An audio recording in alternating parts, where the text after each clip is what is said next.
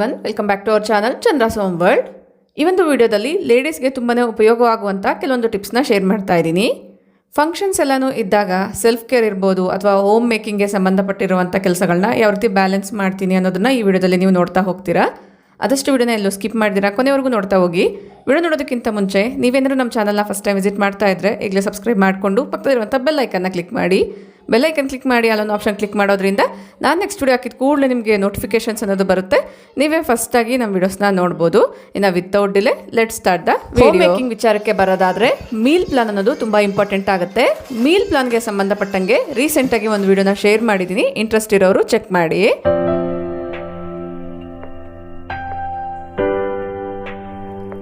ಇಲ್ಲಿ 3 ದಿನಕ್ಕೆ ಏನೇನು ತರಕಾರಿ ಬೇಕೋ ಅದನ್ನು ಮಾತ್ರ ತೊಗೊಂಡು ಬಂದು ಅದರ ಜಾಗದಲ್ಲಿ ಆರ್ಗನೈಸ್ ಮಾಡ್ಕೊಳ್ತಾ ಇದ್ದೀನಿ. ಇದರಲ್ಲಿ ಕೆಲವೊಂದು ಫ್ರೂಟ್ಸ್ ಇರ್ಬೋದು, ಸಲಾಡ್ ಮಾಡೋಕ್ಕೆ ಬೇಕಾಗಿರುವಂಥ ಸೌತೆಕಾಯಿ, ಡಿಟಾಕ್ಸ್ ವಾಟರ್ ಪ್ರಿಪೇರ್ ಮಾಡೋದಕ್ಕೆ ಬೇಕಾಗಿರುವಂಥ ಲೆಮನ್. 3 ಮೀಲ್ನ ಪ್ರಿಪೇರ್ ಮಾಡೋದಕ್ಕೋಸ್ಕರ ಎಷ್ಟು ತರಕಾರಿ ಬೇಕೋ ಅಷ್ಟು ಮಾತ್ರನೇ ತರಿಸ್ಕೊಂಡಿದ್ದೀನಿ. ಸೌತೆಕಾಯಿನ ಫ್ರಿಜ್ಜಲ್ಲಿ ಇಟ್ಟರೆ ಮತ್ತೆ ತೆಗೆದಿಡೋದು ಮರ್ತೋಗ್ತೀವಿ. ಸೊ ಅದಕ್ಕೋಸ್ಕರ ಈ ರೀತಿ ಒಂದು ಬುಟ್ಟಿಯಲ್ಲಿ ಹಾಕಿ ಎಲ್ಲರಿಗೂ ಕಾಣೋ ರೀತಿ ಕೌಂಟರ್ ಮೇಲೆ ಇಡೋದಾದರೆ ಬೇಕು ಅಂದಾಗ ಈಸಿಯಾಗಿ ಕಟ್ ಮಾಡ್ಕೊಳ್ತೀವಿ. ಒನ್ ಟೈಮ್ಗೆ ತರಕಾರಿ ಸಾಂಬಾರನ್ನ ಮಾಡೋದಕ್ಕೋಸ್ಕರ ಮುಲ್ಲಂಗಿ, ನುಗ್ಗೆಕಾಯಿನ ತೊಗೊಂಡು ಬಂದಿದ್ದೀನಿ. ಆಲೂಗಡ್ಡೆ, ಟೊಮೊಟೊ ಹೇಗೂ ಇದ್ದೇ ಇರುತ್ತೆ ಅಲ್ವಾ. ಈ ಒಂದು ಮುಲ್ಲಂಗಿ ಮತ್ತು ನುಗ್ಗೆಕಾಯಿನ ಸ್ಟೋರ್ ಮಾಡೋದಕ್ಕೋಸ್ಕರ ಗ್ಲಾಸ್ ಕಂಟೈನರ್ನ ತೊಗೊಂಡಿದ್ದೀನಿ. ನುಗ್ಗೆಕಾಯಿನ ಕಟ್ ಮಾಡಿ ಇಟ್ಕೊಳ್ತೀನಿ, ಮುಲ್ಲಂಗಿನ ಡೈರೆಕ್ಟಾಗಿ ಇದರಲ್ಲಿ ಹಾಕಿ ಇಟ್ಕೊಳ್ಬೋದು. ಇನ್ನು ವಾರದವರೆಗೂ ಇಟ್ಟು ಯೂಸ್ ಮಾಡ್ತೀರಾ ಅನ್ನೋದಾದರೆ ಕೆಳಗಡೆ ಟಿಶ್ಯೂನ ಹಾಕ್ಕೊಳ್ಬೇಕಾಗುತ್ತೆ. ನಾನು ನೆಕ್ಸ್ಟ್ ಡೇನೇ ಯೂಸ್ ಮಾಡ್ತಾ ಇದ್ದಿದ್ದರಿಂದ ಡೈರೆಕ್ಟಾಗಿ ಇದೇ ಥರನೇ ಹಾಕ್ಬಿಟ್ಟು ಸ್ಟೋರ್ ಮಾಡ್ಕೊಳ್ತಾ ಇದ್ದೀನಿ.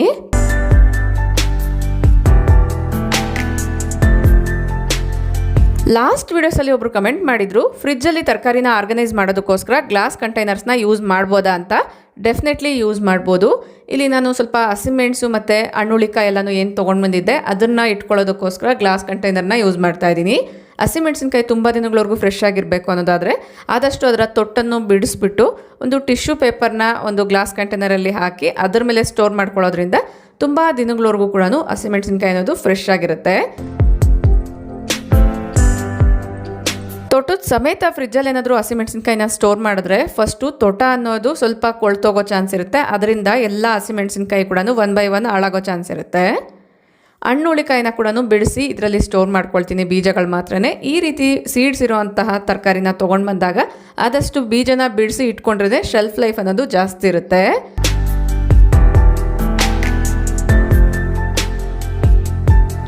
ಸ್ವಲ್ಪ ಜಾಸ್ತಿ ಟೈಮ್ ತೊಗೊಳುತ್ತೆ ಅನ್ನೋ ಕೆಲಸಗಳನ್ನ ಆದಷ್ಟು ಕೂತ್ಕೊಂಡು ಮಾಡಿದ್ರೇ ಬೆಟರು, ಇಲ್ಲಾಂದರೆ ಕಾಲು ನೋವು ಬರೋ ಚಾನ್ಸ್ ಜಾಸ್ತಿನೇ ಇರುತ್ತೆ.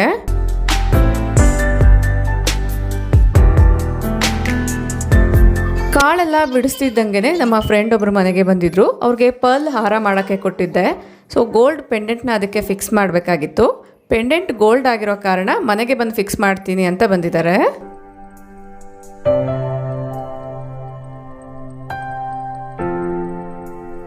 ಫಸ್ಟು ಪಾಲ್ ಏನು ಕೊಟ್ಟಿದ್ದೆ ಅದನ್ನು ಯಾವ ರೀತಿ ಹಾರ ಮಾಡಿದ್ದಾರೆ, ಏನಾದ್ರು ವೇರಿಯೇಷನ್ಸ್ ಇದೆಯಾ ಅನ್ನೋದನ್ನ ಚೆಕ್ ಮಾಡ್ತಾ ಇದ್ದೀನಿ. ಅದಾದಮೇಲೆ ಪೆಂಡೆಂಟ್ನ ಫಿಕ್ಸ್ ಮಾಡ್ಬೋದು ಅಂತ.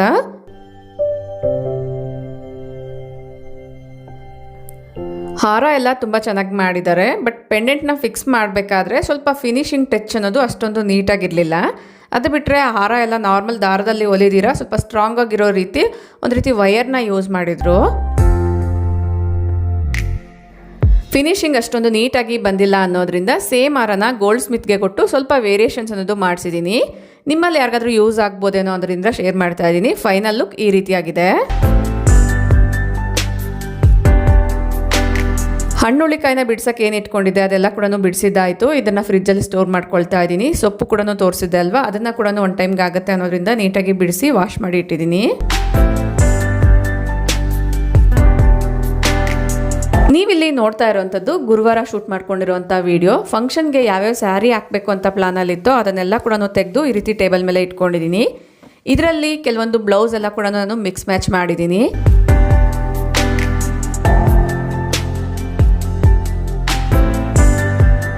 ಫಂಕ್ಷನ್ಸ್ಗೆ ರೇಷ್ಮೆ ಸೀರೆನ ಉಡಬೇಕು ಅನ್ನೋದಾದರೆ ತುಂಬಾ ಟೈಮ್ ತಗೊಳುತ್ತೆ. ಈಸಿಯಾಗಿ ವೇರ್ ಮಾಡಬೇಕು ಅಂದಾಗ ಪ್ರೀಪ್ಲೀಟ್ ಮಾಡಿ ಬಾಕ್ಸ್ ಫೋಲ್ಡಿಂಗ್ ಮಾಡಿ ಇಟ್ಕೊಳ್ಳೋದಾದರೆ ವಿತಿನ್ 5 ಮಿನಿಟ್ಸಲ್ಲೇ ಸ್ಯಾರಿನ ವೇರ್ ಮಾಡ್ಬೋದು. ಈ ರೇಷ್ಮೆ ಸೀರೆಗಳನ್ನ ಯಾವ ರೀತಿ ಪ್ರೀಪ್ಲೀಟ್ ಮಾಡಿ ಬಾಕ್ಸ್ ಫೋಲ್ಡಿಂಗ್ ಮಾಡಿದ್ದೀನಿ ಅನ್ನೋದನ್ನು ಲಾಸ್ಟ್ ವಿಡಿಯೋದಲ್ಲೇ ಶೇರ್ ಮಾಡಿದ್ದೀನಿ, ಒಂದ್ಸರಿ ಚೆಕ್ ಮಾಡಿ.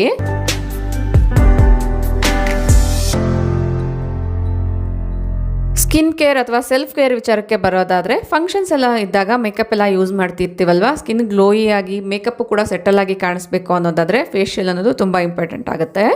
ಫೇಶಿಯಲ್ಸ್ನ ಸ್ಪಾಸಲ್ಲಿ ಅಥವಾ ಪಾರ್ಲರಲ್ಲೆಲ್ಲ ಕೂಡ ಮಾಡಿಸ್ಕೊಳ್ಬೋದು. ಸಿಂಪಲ್ಲಾಗಿ ಮನೆಯಲ್ಲೇ ಯಾವ ರೀತಿ ಮಾಡ್ಕೊಳ್ಬೋದು ಅನ್ನೋದನ್ನು ಇಲ್ಲಿ ಶೇರ್ ಮಾಡ್ತಾ ಇದ್ದೀನಿ. ಫಸ್ಟ್ ಇಲ್ಲಿ ನಾನು ಕ್ಲೆನ್ಸರ್ನ ಯೂಸ್ ಮಾಡ್ತಾ ಇದ್ದೀನಿ. ಈ ರೀತಿ ಕ್ಲೆನ್ಸರ್ ಇಲ್ಲ ಅನ್ನೋದಾದರೆ ರಾ ಮಿಲ್ಕ್ ಬರುತ್ತೆ ಅಲ್ವಾ, ಹಸಿ ಹಾಲನ್ನ ಕೂಡ ಯೂಸ್ ಮಾಡಿ ಕ್ಲೆನ್ಸಿಂಗ್ ಮಾಡ್ಕೊಳ್ಬೋದು. ಇದರಿಂದ ಸ್ಕಿನ್ನಲ್ಲಿರುವಂತಹ ಮೈನ್ಯೂಟ್ ಡಸ್ಟ್ ಪಾರ್ಟಿಕಲ್ಸ್ ಎಲ್ಲ ಈಸಿಯಾಗಿ ರಿಮೂವ್ ಆಗುತ್ತೆ.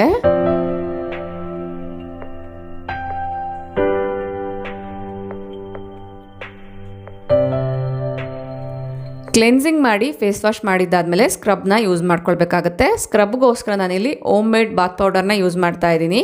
ಈ ಒಂದು ಬಾತ್ ಪೌಡರ್ನ ಯಾವ ರೀತಿ ಮಾಡ್ತೀನಿ ಅನ್ನೋದು ಕೂಡ ಈಗಾಗಲೇ ಶೇರ್ ಮಾಡಿದ್ದೀನಿ.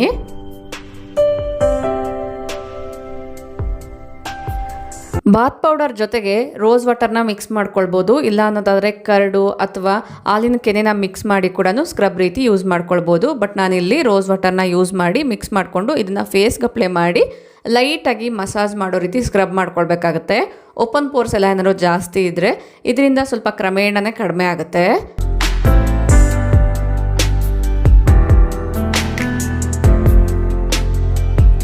ಸ್ಕ್ರಬ್ ಆದಮೇಲೆ ನಿಮ್ಗೇನಾದ್ರು ವೈಟ್ ಹೆಡ್ಸು ಡಾರ್ಕ್ ಹೆಡ್ಸ್ ಜಾಸ್ತಿ ಇದೆ ಅನ್ನೋದಾದರೆ ಸ್ಕ್ರಬ್ ಮಾಡಿ ಫೇಸ್ ವಾಶ್ ಮಾಡಿದ ಆದಮೇಲೆ ಸ್ವಲ್ಪ ಸ್ಟೀಮ್ ಕೊಟ್ಕೊಂಡು ಅದರಿಂದ ವೈಟ್ ಹೆಡ್ಸ್ನ ಬ್ಲ್ಯಾಕ್ ಹೆಡ್ಸ್ನ ರಿಮೂವ್ ಮಾಡ್ಕೊಳ್ಬೋದು. ಬಟ್ ಇಲ್ಲಿ ನನಗೆ ವೈಟ್ ಹೆಡ್ಸು ಬ್ಲ್ಯಾಕ್ ಹೆಡ್ಸ್ ಇಲ್ಲದೆ ಇರೋ ಕಾರಣ ಸ್ಕ್ರಬ್ ಆದಮೇಲೆ ಡೈರೆಕ್ಟಾಗಿ ಪ್ಯಾಕ್ನ ಅಪ್ಲೈ ಮಾಡ್ತಾ ಇದ್ದೀನಿ. ನಾನಿಲ್ಲಿ ಯೂಸ್ ಮಾಡ್ತಾ ಇರೋವಂಥದ್ದು ಡಿ10 ಪ್ಯಾಕು.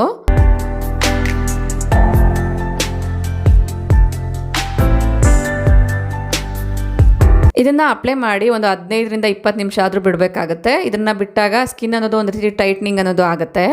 ಅಷ್ಟರಲ್ಲಿ ನಾನು ಬಟ್ಟೆಗಳೆಲ್ಲ ಫೋಲ್ಡ್ ಮಾಡಬೇಕಾಗಿತ್ತು, ಅದನ್ನೆಲ್ಲ ಕೂಡ ಫೋಲ್ಡ್ ಮಾಡ್ಕೊಳ್ತಾ ಇದ್ದೀನಿ.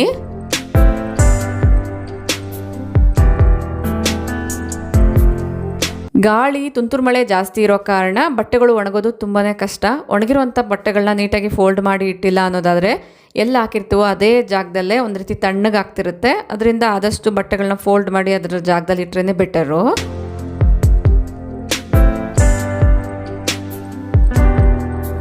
ಈ ಬಟ್ಟೆಗಳನ್ನ ಫೋಲ್ಡ್ ಮಾಡಬೇಕಾದ್ರೆ ಐರನ್ ಮಾಡುವಂಥ ಬಟ್ಟೆಗಳನ್ನ ಒಂದು ಬಾಸ್ಕೆಟಲ್ಲಿ ಮತ್ತು ಮಕ್ಕಳ ಬಟ್ಟೆಗಳನ್ನೆಲ್ಲ ಕೂಡ ಈ ರೀತಿ ನಾನು ಅರೇಂಜ್ ಮಾಡ್ಕೊಳ್ತೀನಿ.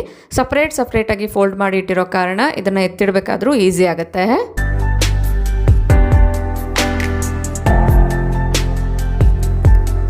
ಈ ಕೆಲಸ ಮುಗಿಸೋಷ್ಟರಲ್ಲಿ ಒಂದು 15ರಿಂದ 20 ನಿಮಿಷ ಆಗಿತ್ತು. ಸ್ಕಿನ್ನು ಕೂಡ ಟೈಟ್ ಆಗಿದೆ. ಇಲ್ಲಿ ಪೂರ್ತಿ ಪ್ಯಾಕ್ ಅನ್ನೋದು ಡ್ರೈ ಆಗಿದೆ. ಈಗ ಫೇಸ್ ವಾಶ್ ಮಾಡ್ಕೊಂಡು ಬಂದಿದ್ದೀನಿ. ಫೇಸ್ ವಾಶ್ ಮಾಡಿದ್ಮೇಲೆ ನಾವು ಟವಲಿಂದ ಜಾಸ್ತಿ ರಬ್ ಮಾಡಬಾರ್ದು. ಜಸ್ಟ್ ಈ ರೀತಿ ಟ್ಯಾಪ್ ಮಾಡ್ಕೊಳ್ತಾ ಒರೆಸ್ಕೊಳ್ಬೇಕಾಗತ್ತೆ. ಇಲ್ಲ ಅನ್ನೋದ್ರೆ ಪೂರ್ತಿ ವಾಟರ್ ಹಿಂಗೋಗೋವರೆಗೂ ಕೂಡ ಬಿಡ್ಬೋದು. ಫೈನಲಿ ನಾನು ಮಾಯ್ಶ್ಚರೈಸರ್ನ ಅಪ್ಲೈ ಮಾಡ್ತಾ ಇದ್ದೀನಿ.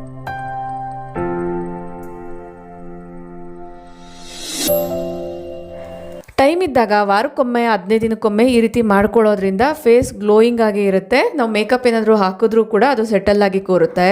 ಅಂದರೆ ಕೆಲವೊಂದ್ಸರಿ ನಾವು ಮೇಕಪ್ ಮಾಡ್ಕೊಂಡಾಗ ವೈಟ್ ಪ್ಯಾಚಸ್ ರೀತಿ ಕಾಣಿಸ್ತಿರುತ್ತೆ ಅಲ್ವಾ, ಆ ರೀತಿ ಕಾಣಿಸ್ಬಾರ್ದು ಅನ್ನೋದಾದರೆ ಸ್ಕಿನ್ ಕೇರ್ ಅನ್ನೋದು ತುಂಬ ಇಂಪಾರ್ಟೆಂಟು.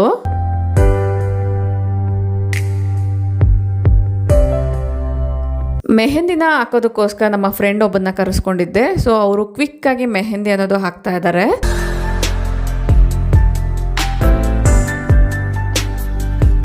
ಗುನ್ಗುನ್ ಮೆಹಂದಿ ಆರ್ಟಿಸ್ಟ್ ಅಂತ ಇನ್ಸ್ಟಾದಲ್ಲಿ, ಫೇಸ್ಬುಕ್ಕಲ್ಲಿ, ಯೂಟ್ಯೂಬಲ್ಲೂ ಕೂಡ ಇವ್ರದ್ದು ಪೇಜ್ ಅನ್ನೋದು ಇದೆ. ಇಂಟ್ರೆಸ್ಟ್ ಇರೋರು ಚೆಕ್ ಮಾಡಿ. ಬೆಂಗಳೂರಲ್ಲಿ ಎಲ್ಲೇ ಆದರೂ ಕೂಡ ಇವ್ರು ಬಂದು ಹಾಕ್ತಾರೆ.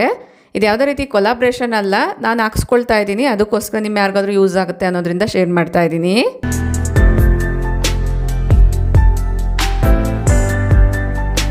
ಯೂಶ್ವಲಿ ಸಿಂಪಲ್ ಡಿಸೈನ್ಸ್ನೆಲ್ಲ ಮಕ್ಳಿಗೆ ನಾನೇ ಹಾಕ್ತಾ ಇರ್ತೀನಿ. ಬಟ್ ಈ ಬಾರಿ ಸ್ವಲ್ಪ ಕೆಲಸಗಳೆಲ್ಲ ಜಾಸ್ತಿ ಇದ್ದಿದ್ದರಿಂದ ಅಷ್ಟೊಂದು ಟೈಮ್ ಅನ್ನೋದು ಇರಲಿಲ್ಲ. ಸೊ ಅದಕ್ಕೋಸ್ಕರ ಇವ್ರನ್ನ ಕರೆಸಿ ಹಾಕ್ಸ್ಕೊಂಡ್ವಿ. ವಿತಿನ್ ಮಿನಿಟ್ಸಲ್ಲೇ ಇವರು ಇದೆಲ್ಲ ಕೂಡ ಫಿನಿಶ್ ಮಾಡಿದ್ರು. ಲುಕ್ ವೈಸ್ ನೋಡೋಕ್ಕೆ ಈ ರೀತಿಯಾಗಿ ಕಾಣಿಸ್ತಿದೆ.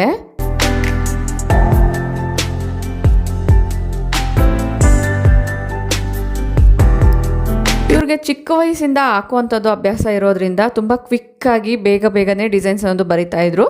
ನಾವು ಯಾವ ರೀತಿ ಡಿಸೈನ್ಸ್ ಹೇಳಿದ್ರು ಕೂಡ ಅದೇ ಥರನೇ ಕ್ವಿಕ್ಕಾಗಿ ಮಾಡ್ತಿದ್ರು.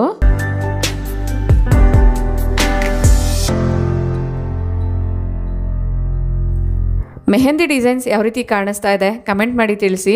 ನೋಡೋಕ್ಕೆ ತುಂಬ ಸಿಂಪಲ್ಲಾಗಿ ಬ್ಯೂಟಿಫುಲ್ಲಾಗಿ ಇದೆ ಅಲ್ವಾ. ಯೂಶ್ವಲಿ ಈ ರೀತಿ ಮೆಹಂದಿ ಎಲ್ಲ ಹಾಕಿದಾಗ ಸ್ವಲ್ಪ ಡ್ರೈ ಆದಮೇಲೆ ಸಕ್ಕರೆ ನೀರು ಇಲ್ಲಾಂದರೆ ಕೊಬ್ಬರಿ ಎಣ್ಣೆನ ಹಾಕ್ತಿದ್ವಿ. ಬಟ್ ಈ ಬಾರಿ ವಿಕ್ಸ್ನ ಹಚ್ಚಿದ್ವಿ. ಕಲರ್ ಅನ್ನೋದು ಈ ರೀತಿಯಾಗಿ ಕಾಣಿಸ್ತಿದೆ.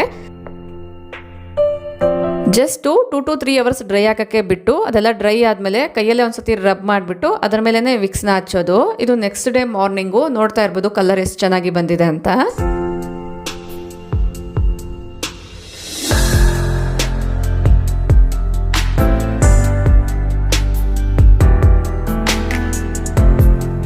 ಈ 3 ಡಿಸೈನಲ್ಲಿ ನಿಮ್ಗೆ ಯಾವ್ದು ತುಂಬ ಚೆನ್ನಾಗಿ ಕಾಣಿಸ್ತಿದೆ ಅಂತ ಕಮೆಂಟ್ ಮಾಡಿ ತಿಳಿಸಿ.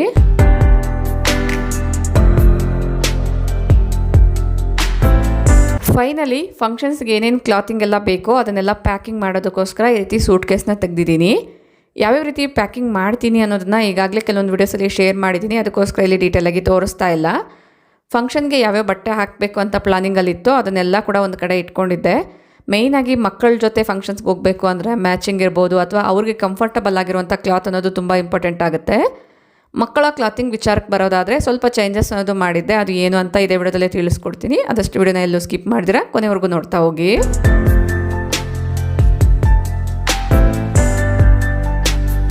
ಸೀರೆಗಳಿಗೆ ಪ್ರೀಪ್ಲೀಟ್ ಮಾಡಿ ಬಾಕ್ಸ್ ಫೋಲ್ಡಿಂಗ್ ಮಾಡಿ ಸ್ಯಾರಿ ಕವರ್ಸಲ್ಲಿ ಏನಿಟ್ಟಿದ್ದೆ ಅದನ್ನು ಈ ರೀತಿಯಾಗಿ ಜೋಡಿಸ್ಕೊಳ್ತಾ ಇದ್ದೀನಿ. ಮೇಯ್ನಾಗಿ ಸಿಲ್ಕ್ ಸ್ಯಾರಿಗೆ ಮ್ಯಾಚಿಂಗ್ ಬ್ಲೌಸಸ್ ಏನಿರುತ್ತೆ ಅದು ಸಿಲ್ಕ್ ಆಗಿರೋದ್ರಿಂದ ಬೇಗ ಸ್ವೆಟ್ಟಿಂಗ್ ಅನ್ನೋದು ಮಾರ್ಕ್ಸ್ ಆಗ್ತಾ ಇರುತ್ತೆ. ಆ ರೀತಿ ಆಗಬಾರ್ದು ಅನ್ನೋದಾದರೆ ವಿಡಿಯೋದಲ್ಲಿ ತೋರಿಸ್ದಂಗೆ ಸ್ವೆಟ್ ಪ್ಯಾಡ್ಸ್ನ ಯೂಸ್ ಮಾಡೋದು ತುಂಬಾ ಇಂಪಾರ್ಟೆಂಟ್ ಆಗುತ್ತೆ. ಅದು ಕೂಡ ಫಂಕ್ಷನ್ಸಲ್ಲಿ ನಾವು ಅಲ್ಲೋದ್ಮೇಲೆ ಈ ರೀತಿ ಸ್ವೆಟ್ ಪ್ಯಾಡ್ಸ್ ಎಲ್ಲ ಫಿಕ್ಸ್ ಮಾಡ್ಕೊಳ್ತೀವಿ ಅಂದರೆ ಸ್ವಲ್ಪ ಟೈಮು ಕೂಡ ಹಿಡಿಸುತ್ತೆ. ಇನ್ನು ನಾವು ಹೋಗಿರೋಂಥ ಜಾಗದಲ್ಲಿ ಕಂಫರ್ಟಬಲ್ಲು ಕೂಡ ಇಲ್ಲದೆ ಇರ್ಬೋದು. ಅದರಿಂದ ನಾನು ಮನೆಯಲ್ಲೇ ಈ ರೀತಿ ಫಿಕ್ಸ್ ಮಾಡಿಕೊಂಡು ತೊಗೊಂಡೋಗ್ತೀನಿ. ಇಲ್ಲಿ ನೀವು ನೋಡಿದ್ರಲ್ಲ ಈ ಶೇಪಲ್ಲಿ ನಾವು ಹಾಕಿ ಇಟ್ಕೊಳ್ಳೋದಾದರೆ ಸ್ವೆಟ್ಟಿಂಗ್ ಆದರೂ ಕೂಡ ಇದಕ್ಕೆ ಅಬ್ಸರ್ವ್ ಆಗುತ್ತೆ.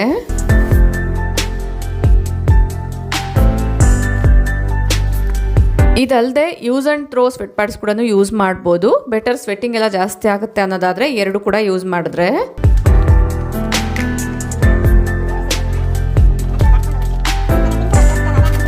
ಸ್ವೆಟ್ ಪ್ಯಾಡ್ಸ್ನ ಅಂಟಿಸಿದಾದ್ಮೇಲೆ ಮ್ಯಾಚಿಂಗ್ ಬ್ಲೌಸ್ ಇರ್ಬೋದು, ಸ್ಯಾರಿ ಪೆಟಿಕೋಟ್ ಎಲ್ಲ ಕೂಡ ಒಂದೇ ಪೌಚಲ್ಲೇ ಹಾಕಿ ಈ ರೀತಿ ಜೋಡಿಸ್ಕೊಳ್ತಾ ಇದ್ದೀನಿ. ಇನ್ನೊಂದು ಸ್ಯಾರಿಗೂ ಕೂಡ ಅದೇ ಥರನೇ ಸ್ವೆಟ್ ಪ್ಯಾಡ್ಸ್ ಎಲ್ಲನೂ ಹಾಕಿ ಈ ರೀತಿ ಅರೇಂಜ್ ಮಾಡ್ಕೊಳ್ತಾ ಇದ್ದೀನಿ.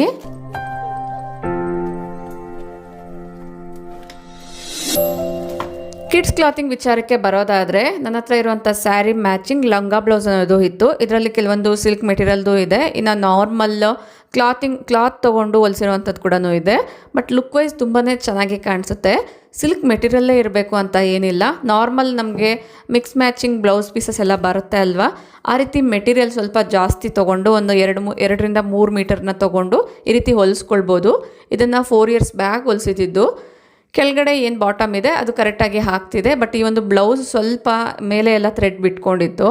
ಇನ್ನು ಆದಷ್ಟು ಈ ರೀತಿ ಲಂಗ ಬ್ಲೌಸ್ ಎಲ್ಲನೂ ಹೋಲಿಸ್ಬೇಕಾದ್ರೆ ಫ್ಲೇರ್ ಜಾಸ್ತಿ ಇರೋ ಥರ ನೋಡ್ಕೊಳ್ಬೇಕು. ಮತ್ತು ಒಳಗಡೆ ಐ ಥಿಂಕ್ ಇದಕ್ಕೆ ವೆಲ್ಕ್ರೋ ಅಂತೇನೋ ಅಂತಾರೆ, ಇದನ್ನು ಹಾಕ್ಸೋದ್ರಿಂದ ಬುಷಿನೆಸ್ ಅನ್ನೋದು ಹ್ಯಾಡ್ ಆಗುತ್ತೆ. ಇದನ್ನು ಸ್ವಲ್ಪ ಫೋಲ್ಡ್ ಮಾಡಿ ಹೊಲಿಸಿದ್ದೆ, ಈಗ ಉದ್ದ ಆಗಿರೋದ್ರಿಂದ ಅದನ್ನು ಬಿಚ್ಚಿದ್ದೀನಿ. ಇಲ್ಲಿ ನೀವು ನೋಡ್ತಾ ಇರ್ಬೋದು.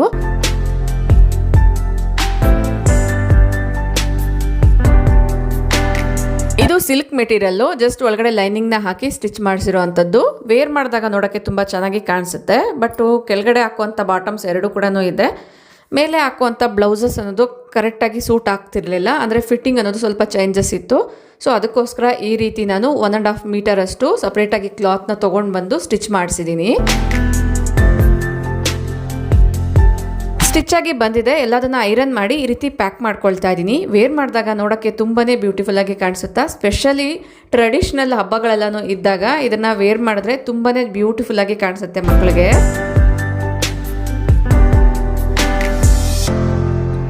ಪ್ಯಾಕಿಂಗ್ ವಿಚಾರಕ್ಕೆ ಬರೋದಾದರೆ ಈಗಾಗಲೇ ಕೆಲವೊಂದು ವೀಡಿಯೋಸ್ನ ಶೇರ್ ಮಾಡಿದ್ದೀನಿ. ರೀಸೆಂಟಾಗೂ ಕೂಡ ಅಂದರೆ 2 weeks ಬ್ಯಾಕು ಕೂಡ ಫಂಕ್ಷನ್ಗೆಲ್ಲ ಹೋಗಬೇಕಾದ್ರೆ ಯಾವ್ಯಾವ ರೀತಿ ತಯಾರಿ ಮಾಡ್ಕೊಳ್ತೀನಿ ಅನ್ನೋ ಕೆಲವೊಂದು ವೀಡಿಯೋಸ್ನ ಕೂಡ ಶೇರ್ ಮಾಡಿದ್ದೀನಿ. ಅಲ್ಲಿ ಕೂಡ ನಿಮಗೆ ಕೆಲವೊಂದು ಟಿಪ್ಸ್ ಅನ್ನೋದು ಸಿಗುತ್ತೆ. ಇಂಟ್ರೆಸ್ಟ್ ಇರೋರು ಒಂದ್ಸರಿ ಚೆಕ್ ಮಾಡಿ. ಈ ವಿಡಿಯೋನ ನಾನು ಇಲ್ಲಿಗೆ ಎಂಡ್ ಮಾಡ್ತಾ ಇದ್ದೀನಿ. ಐ ಹೋಪ್ ಈ ವಿಡಿಯೋ ನಿಮ್ಮೆಲ್ಲರಿಗೂ ಇಷ್ಟ ಆಗಿದೆ ಅಂತ ಅಂದ್ಕೊಳ್ತೀನಿ. ಇಷ್ಟ ಆದರೆ ಲೈಕ್ ಮಾಡಿ, ನಿಮ್ಮ ಫ್ರೆಂಡ್ಸ್ ಆ್ಯಂಡ್ ಫ್ಯಾಮಿಲಿ ಜೊತೆಗೂ ಶೇರ್ ಮಾಡಿ. Thank you for watching. ನಮಸ್ತೆ.